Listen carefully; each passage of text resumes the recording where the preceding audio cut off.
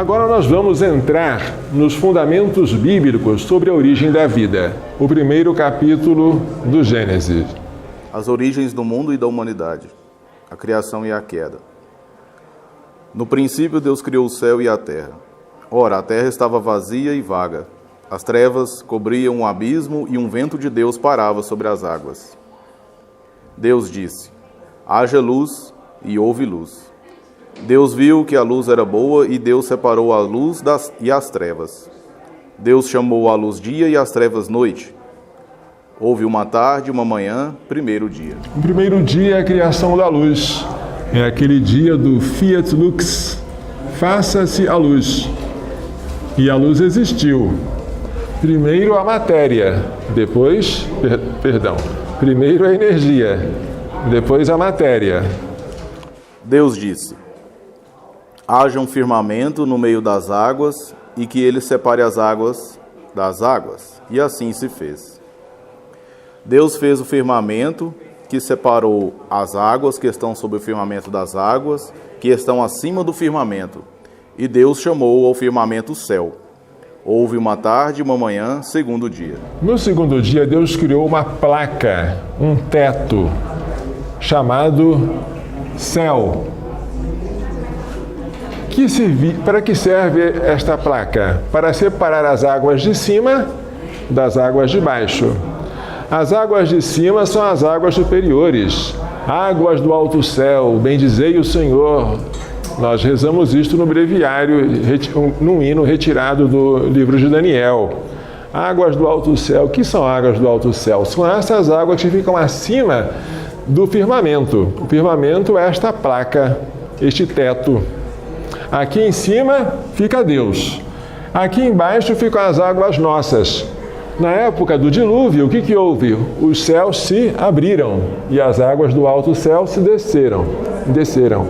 Assim é a cosmologia bíblica. A Bíblia não é livro de história natural, né? Mas ela explica com as imagens próprias para a inteligência daquela época as verdades eternas. Vamos lá. Deus disse: que as águas que estão sob o céu se reúnam numa só massa, e que apareça o continente. E assim se fez. Deus chamou ao continente terra, e à massa das águas mares. E Deus viu que isso era bom. Então as águas embaixo do céu foram reunidas e acumuladas em um único lugar, né? Que foi o mar. E o elemento seco apareceu e foi chamado de terra. Deus viu que isso era bom. Continua, foi o terceiro dia. Continua. Deus disse: que a terra verdeje de verdura, ervas que deem semente, árvores frutíferas que deem sobre a terra, segundo sua espécie, frutos contendo sua semente, e assim se fez. A terra produziu verdura, ervas que dão semente segundo sua espécie, árvores que dão segundo sua espécie. Frutos contendo sua semente, e Deus viu que isso era bom. Houve uma tarde e uma manhã, terceiro dia. Note-se que a vida é criada depois da criação dos entes brutos, o firmamento, a terra, o mar. A primeira vida é a puramente vegetativa, esta aqui. Tais entes vivos têm origem em uma semente. E, por sua vez, eles produzem também semente. Produzem um fruto contendo em si a sua semente. E assim se completa o ciclo da procriação, né? Deus disse: que haja luzeiros no firmamento do céu para separar o dia e a noite. Que eles sirvam de sinais, tanto para as festas quanto para os dias e os anos. Que sejam luzeiros no firmamento do céu para iluminar a terra. E assim se fez. Deus fez os 2 luzeiros maiores, o grande luzeiro para governar o dia e o pequeno luzeiro para governar a noite e as estrelas. Deus os colocou no firmamento do céu para iluminar a terra, para governarem o dia e a noite, para separarem a luz e as trevas, e Deus viu que isso era bom. Houve uma tarde e uma manhã, quarto dia. No quarto dia, portanto, o que foi que aconteceu? Deus criou os astros, o sol, a lua e as estrelas. Mas onde os astros estão? Enquanto os povos pagãos achavam que os astros eram deuses, a Bíblia apresenta os astros como lamparinas que Deus pendura no teto. Que imagem bonita, né? para notar a absoluta dependência do sol de Deus. É Deus quem colocou o sol no firmamento, é Ele quem colocou a lua, é Ele quem fixou as estrelas, Ele é o Senhor. Os astros servem a Ele. É muito bonito esse modo de entender e de ensinar para os hebreus. Deus disse: fervilhem as águas, um fervilhar de seres vivos, e que as aves voem acima da terra, sob o firmamento do céu, e assim se fez. Deus criou as grandes serpentes do mar e todos os seres vivos que rastejam e que fervilham nas águas segundo sua espécie, e as aves aladas segundo sua espécie. E Deus viu que isso era bom. Deus os abençoou e disse: sede fecundos, multiplicai-vos, enchei a água dos mares, e que as aves se multipliquem sobre a terra. Houve uma tarde e uma manhã, quinto dia. Portanto, no quinto dia o que foi feito? Foram criados os peixes e as aves, com a ordem de crescer, multiplicar e só. Quando Deus criar o homem, além de crescer e multiplicar, Ele vai dar uma outra ordem, mas aguardem. Deus disse: que a terra produza seres vivos segundo sua espécie, animais domésticos, répteis e feras segundo sua espécie, e assim se fez. Deus fez as feras segundo sua espécie, os animais domésticos segundo a sua espécie, e todos os répteis do solo segundo a sua espécie. E Deus viu que isso era bom. Cada um segundo a sua espécie, capaz de produzir indivíduos da mesma espécie, e assim completa-se o ciclo. Deus viu que isso era bom. Então agora nós estamos em qual dia? No sexto dia, não é? Então, já estamos no sexto? Isso. Então vamos agora desenhar aqui os animais, não é? Que Deus criou, cada um segundo a sua espécie.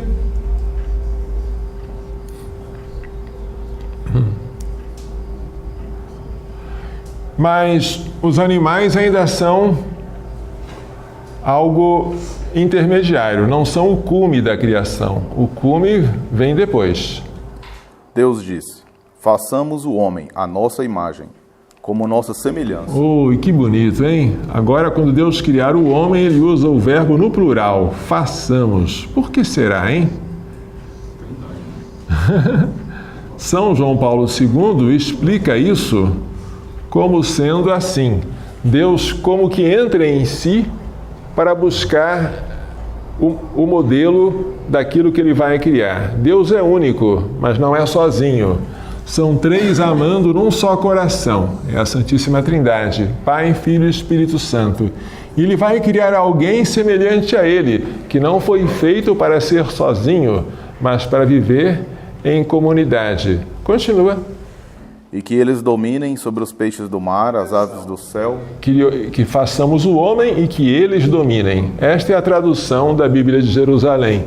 Porque o homem aqui é genérico. Eles agora já é o casal, o homem e a mulher. Sim.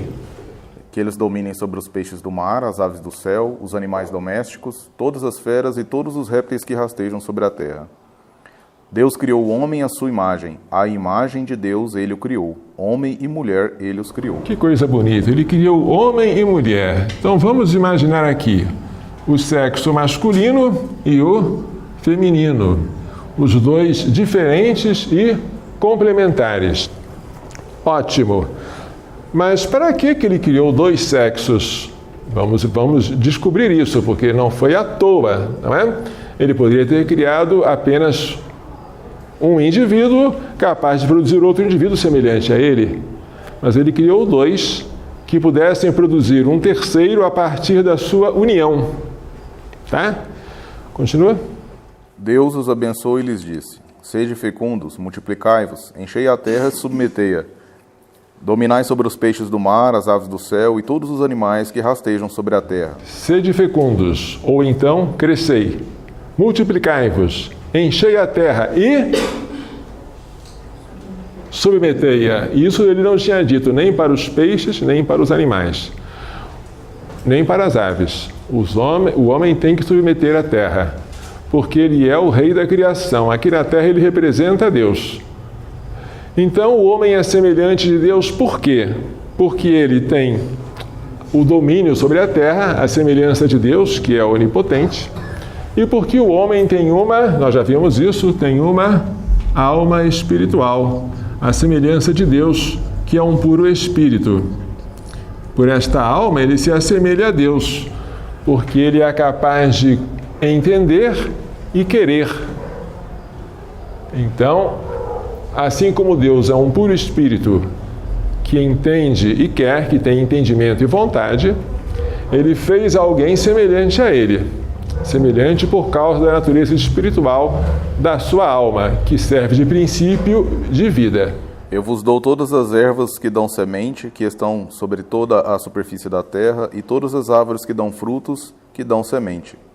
Isso será vosso alimento. A todas as feras, a todas as aves do céu e tudo o que rasteja sobre a terra e que é animado de vida, eu dou como alimento toda a verdura das plantas, e assim se fez. Então, o regime é vegetariano. A carne só será dada depois na época de Noé, como alimento. Ótimo. Então, vamos agora verificar, só para não perdermos a atenção, sobre a complementação homem e mulher, uma parte do capítulo 2, que é muito importante. Porque quando Deus criou o homem, no capítulo 2, a narrativa parece ser diferente da do capítulo 1.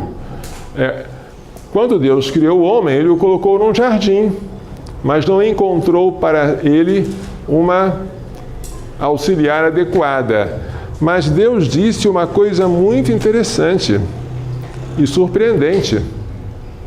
Alguma coisa que não é boa. O que foi que Deus disse que não é bom no capítulo 2? Em qual versículo está e o que foi que ele disse? Não é bom que o homem esteja só. Não é bom que o homem esteja só. Isso destoa de tudo que Deus falou até agora. Tudo é bom. O que não é bom agora é a solidão do homem. Vamos fazer, continua? Um auxiliar que lhe corresponda. Né? Uma auxiliar que lhe corresponda. Continue. Javé, Deus modelou então do solo todas as feras selvagens e todas as aves do céu e as conduziu ao homem para ver como ele as chamaria. Cada qual devia levar o nome que o homem lhe desse. Então o homem disse, você vai se chamar jacaré, você vai se chamar macaco, você vai ser crocodilo e assim por diante.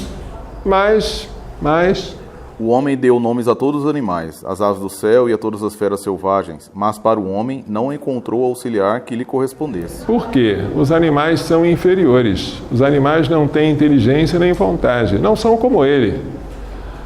Agora vem a imagem bonita. Então, Javé, Deus, fez cair um torpor sobre o homem, e ele dormiu. Tomou uma de suas costelas e fez crescer carne em seu lugar. Essa é uma cirurgia, não é? Mas com anestesia, porque não sentiu nada. Continue. Depois da costela que tirara do homem, Javé, Deus, modelou uma mulher e a trouxe ao homem. Então o homem exclamou, esta sim é osso de meus ossos e carne de minha carne. Olha que alegria, que declaração de amor. Enquanto os animais não serviam, esta sim. E como ele havia dado o nome aos animais, vai dar o nome para ela. Ela será chamada mulher, porque foi tirada do homem. Ela será chamada Ishá, porque foi tirada do Ish. Duas palavrinhas que rimam em hebraico. Em português, não. Ela será chamada mulher, porque foi tirada do homem. Em inglês, rima. Ela será chamada woman, porque foi tirada do man. Mas em uma perguntinha que Santo Tomás de Aquino responde: por que a mulher foi tirada da costela? A resposta que ele dá é que ela não poderia ser tirada nem da cabeça, nem do pé, porque ela não foi feita para ser dominadora, nem para ser pisada. Ela foi feita para ser companheira. Bonita essa resposta, né? Encontra-se na Suma Teológica. Então, é uma linguagem muito bonita que diz como foi a origem, o projeto, o desígnio da criação de Deus do homem e da complementaridade dos sexos, tendo como resultado a procriação. A comunidade homem e mulher, que é chamada comunidade conjugal, é abençoada por Deus com a missão de transmitir a vida. O que são cônjuges? Cônjuges são aqueles que carregam o mesmo jugo. Uma parelha de bois que traciona o mesmo arado são cônjuges. Tá? Marido e mulher são a comunidade conjugal. Essa comunidade é abençoada por Deus com a missão de transmitir a vida, mas Deus quis que esta transmissão se desse mediante a união de dois corpos complementares. Depois que Deus dá ao homem uma companheira, que é a mulher, e que o homem faz aquela declaração de amor, então ele diz: por isso o homem deixa seu pai e sua mãe e se une à sua mulher e eles se tornam uma só carne. Este versículo será relembrado por Jesus para defender a indissolubilidade do matrimônio. Já não são dois, mas uma só carne. Portanto, aquilo que Deus uniu, o homem não separe. O sexo se caracteriza por dualidade. Só há dois sexos. Um animal pode ser assexuado, como a ameba. Mas se ele tiver um sexo, ele tem o outro também. Não existe uma espécie animal que só tenha sexo masculino ou só feminino. Por definição, o sexo é dual. Há dois e apenas dois sexos. Segunda característica, complementaridade. O macho e a fêmea complementam-se física e psicologicamente. Terceiro, a fecundidade. Da união de dois sexos é gerado um novo indivíduo da mesma espécie. Dualidade, complementaridade, fecundidade. Todas as três propriedades do sexo faltam nos atos de homossexualismo. O homossexualismo falta a dualidade, porque são pessoas que não têm dois sexos, mas são do mesmo sexo. Falta a complementaridade, porque o macho não se completa com o macho, nem a fêmea com a fêmea. E falta a fecundidade, porque dois machos ou duas fêmeas não procriam. Portanto, os atos de homossexualismo não passam de uma grosseira caricatura do ato conjugal, tal como foi querido por Deus e inscrito na natureza. A palavra sexo vem do latim secare. E vocês sabem o que significa secare? Lembrem-se da geometria, o que vocês aprenderam sobre a circunferência.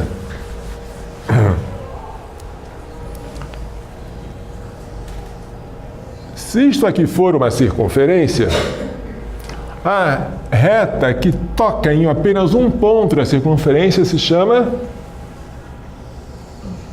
tangente. Tangente vem do latim tangere, que quer dizer tocar. Mas se a reta passa por dois pontos da circunferência, ela tem um outro nome. Ela se chama secante. A reta secante corta a circunferência em dois pontos, que vem do latim secare, que significa cortar. O sexo significa que o ser humano está cortado em duas partes diferentes e complementares: o homem e a mulher. Um existe para o outro, completa-se no outro, e ao se completar, produz um terceiro, da mesma espécie, semelhante aos dois. Que bonito! É uma invenção maravilhosa de Deus que não pode ser deturpada.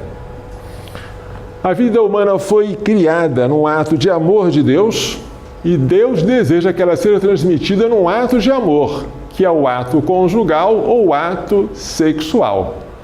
Conjugal vem de cônjuges, os dois carregando a mesma carga.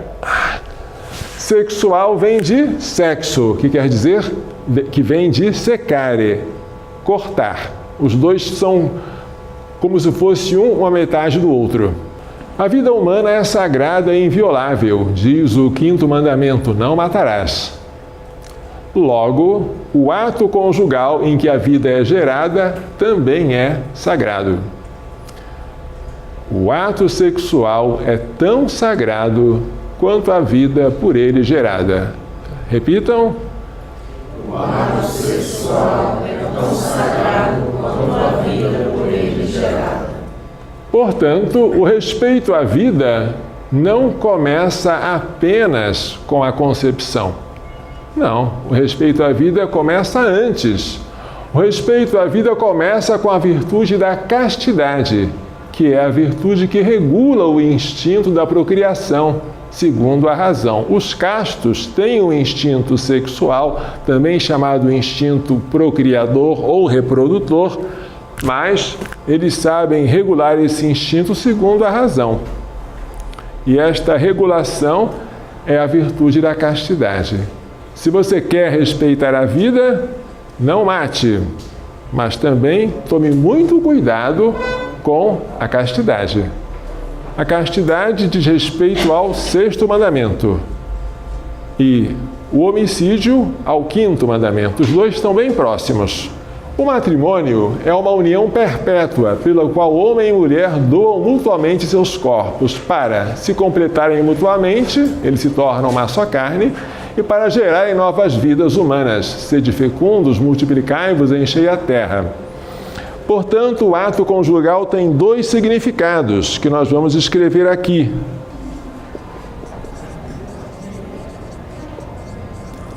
Ele tem o significado unitivo, os dois serão uma só carne, e o significado procriador, crescei e multiplicai-vos. Isso nós vamos estudar depois, quando tratarmos especificamente desses temas. Mas desde já nós sabemos que não podemos separar estes 2 significados, porque eles foram inscritos na natureza e queridos por Deus. É antinatural e, portanto, pecaminoso privar o ato sexual de sua abertura à vida, ou seja, privar o ato sexual do seu significado procriador. E tal pecado se chama anticoncepção. Nós vamos estudar esse pecado adiante, quando falarmos da procriação humana. A missão dos esposos e pais não é somente transmitir a vida natural aos filhos, mas também oferecer-lhes a vida sobrenatural, a graça, através do batismo e da formação religiosa. A graça, que nada mais é do que a vida de Deus em nós, a graça, que é a participação da natureza divina, a graça, que é um dom que supera todos os dons naturais juntos e supera infinitamente, ela vale mais do que a vida. É o que diz o Salmo 62. A tua graça é maior que a vida. A tua graça é maior que a vida. Versículo seguinte. Meus lábios te louvam e eu a ti bendirei. O outro versículo. E em teu nome as minhas mãos eu levantarei. A tua graça vale mais do que a vida. Onde está a graça que vale mais do que a vida? Está aqui, tá certo? Bem, agora só para concluir essa parte, homem e mulher, acreditem no que eu vou dizer, são diferentes. Falei algo de novo? Não devia ser novo, mas hoje temos que dizer até o óbvio. Vamos, portanto, explicar isso. Homem e mulher, segundo Jorge Scala, autor do livro Ideologia de Gênero, que eu queria que todos lessem, explica que são 2 modos diferentes de encarnar a humanidade. Mas o que define cada um dos sexos? O que é ser homem e o que é ser mulher? A resposta dele é, para mim, surpreendente, bela e simples. O que define cada um dos sexos é a sua função procriadora. Ser mulher é a maternidade. Ser homem é a paternidade. Isso deve ser entendido em um sentido antropológico. É, portanto, independente do fato de terem sido mãe ou pai biológicos. Eu sou homem porque sou pai. E vocês me chamam de padre, que quer dizer pai. Mas onde estão meus filhos? Eu tenho filhos espirituais, mas tenho. Se não estivesse, eu estaria renegando a minha paternidade e também a minha masculinidade. Isso é muito grave. E o que é a maternidade? Ou o que dá no mesmo? O que é a mulher? A maternidade, prestem atenção que eu vou dizer o que é a mulher, muita gente não sabe, e eu vou agora dizer, repetindo o que o Jorge Scala está dizendo. A maternidade é a qualidade inata pela qual as mulheres sempre acolhem os outros seres humanos, especialmente os entes queridos. A mulher é essencialmente acolhedora. Acolhedora. Acolhedora. Acolhedora. É próprio dela. E isto implica duas coisas. Que elas, as mulheres, estão sempre presentes. No terceiro dia houve bodas em Caná da Galileia e a mãe de Jesus estava lá. Junto à cruz de Jesus estava de pé a sua mãe. A irmã de sua mãe, Maria, mulher de Cleofas, e Maria Madalena, está sempre presente. Transcendendo até a distância física da separação. E que esta presença significa incondicionalidade absoluta em relação ao outro, em especial ao filho. A mulher é acolhedora e é sempre presente, porque ela é mãe. E ser mulher e ser mãe é a mesma coisa. Isso vale para as freiras, vale para todo mundo. E o que é a paternidade? Ou o que é equivalente? O que é ser homem? A paternidade é a missão masculina que consiste em encarnar a autoridade. Missão difícil, porque é muito melhor obedecer do que mandar. Para isso, deve dar, sempre sem exceções, o bom exemplo, porque você perde a força moral se você manda aquilo que você não pratica. Fazendo o que deve ser feito em cada situação, ainda que isso signifique muitas vezes sofrer um prejuízo ou padecer uma injustiça. O homem é chamado a ser cabeça e a mulher, pela sua índole acolhedora, a ser o coração. E os dois se dão muito bem. Mas quando a mulher quer deixar de ser coração para ser cabeça, a família se transforma num monstro de duas cabeças e sem coração. E isto está na origem da crise de muitas e muitas famílias atuais. Sobre isso vamos falar depois, quando tratarmos da ideologia de gênero. A mulher tem a capacidade inata de dar atenção, o que a torna mais predisposta a dar aulas a crianças pequenas. O que é dar atenção? É isto aqui.